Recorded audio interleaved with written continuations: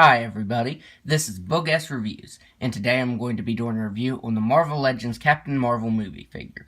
So before we take a look at Captain Marvel, let's take a look at her accessories. Now, she doesn't come with a Build-A-Figure piece. Weirdly enough, she's the add-on figure that doesn't come with any Build-A-Figure piece. So first up, she comes with alternate hands, and they're pretty tough to get off. I'll probably have to do this behind the camera. That way, don't knock my diorama over here. Okay, so that worked. She comes with these flying hands. At first, I thought that you could probably use them as relaxed hands, but after putting them on, you'll see what I mean. There, these are kind of tough to get in, so if you have them just like that, then that looks really weird. It kind of looks like she's doing the robot. If you have them just like that. But they're her flying hands. They're meant for her to be like that. But I'm not really a fan of these. I'll just leave her with the fists on. And let's try it.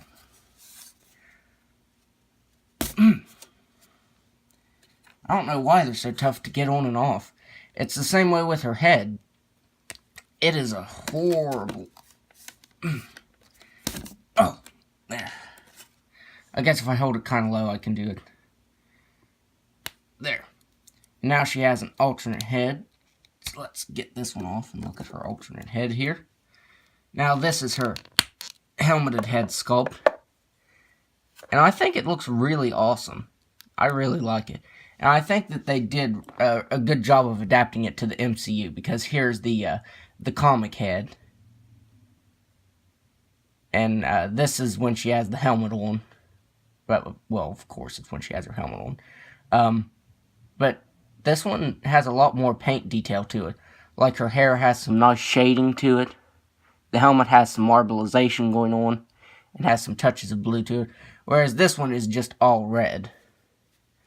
I do think the skin tone is a little pale when compared to her hands and her other head. I'll show it side by side here. I'm going to put it back on. But yeah, I feel like the skin tone here is just a little too pale. But yeah, I really love this head sculpt. It looks really awesome. Like I said, they did a good job adapting it to the MCU. Because the MCU always puts their own spin on things. Now, there. Now, getting this head sculpt on is pretty difficult. And it's stuck. Like it's... When you turn it, you'll hear this. I tried boiling it, and that didn't do any good. It's just a really tight fit.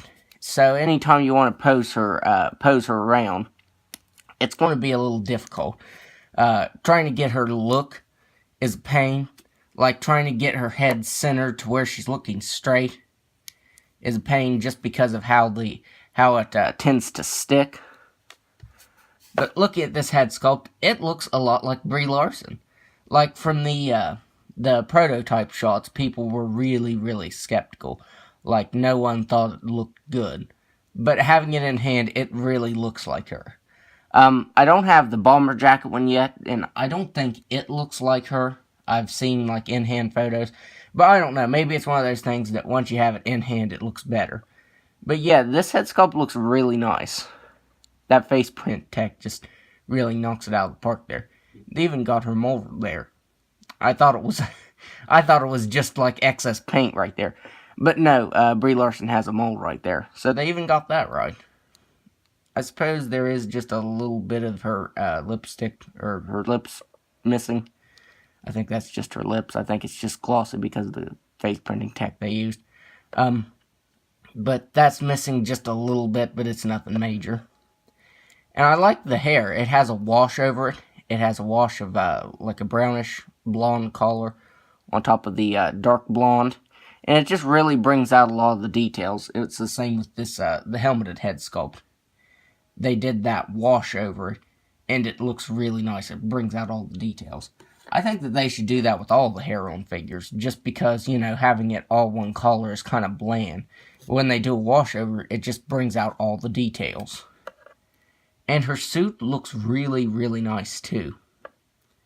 It's got the marbleization going on, and it does look metallic.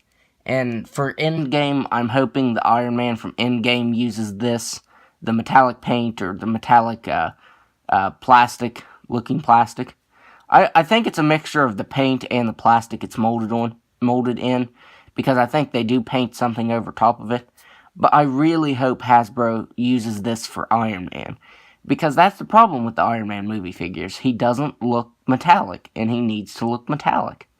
I mean, sure, you could paint it yourself to be metallic, but you shouldn't have to, you know? But there's her logo. And she has a little bit of gold and red details throughout on the whole thing. She has just little pieces of gold here and there.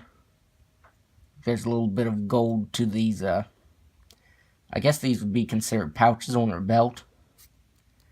Now, the arm on mine came out pretty warped. It's kind of warped inward instead of just being outward. I don't know if it was the way it was packaged. Honestly, it was probably just the one I got, because if you watch my reviews, you know I always get one with not really a bad error, but just with little problems that no one else has.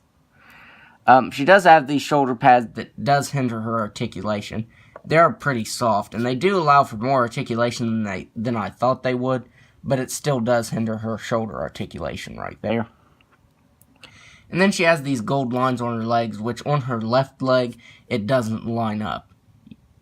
And I don't think that they got the lines right. Like, this one is really thin and looks just fine, and this one gets wider and wider up here.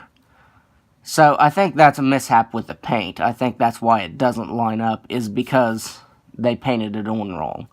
Because it's a lot thicker than this line right here. Plus, that kind of looks like a blob instead of a triangle right here. And then here's her feet. Or her boots, I should say. And they have a little bit of gold on them as well. That looks nice. And right here, you can see a lot of the marbleization going on. And then the bottom of her feet, she has just a little bit of tread on her boots. And, of course, just the legal stuff at the bottom. But yeah, I think this is a really awesome figure. And I think they did a good job. I think it's really similar to the comics, actually. I mean, they always give it their own MCU spin on it. Like, they always give it lots of lines and stuff. But other than that, I think it looks pretty spot on. The only thing that's missing is the waist sash.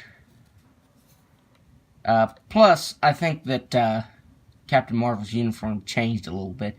This was from the beginning of Marvel Now, and I think after Secret Wars, I think she had a different outfit.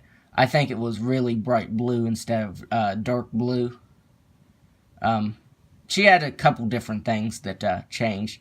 Like this, I think this sash kind of became like a belt. I don't know. I'm pretty sure that the design changed since this.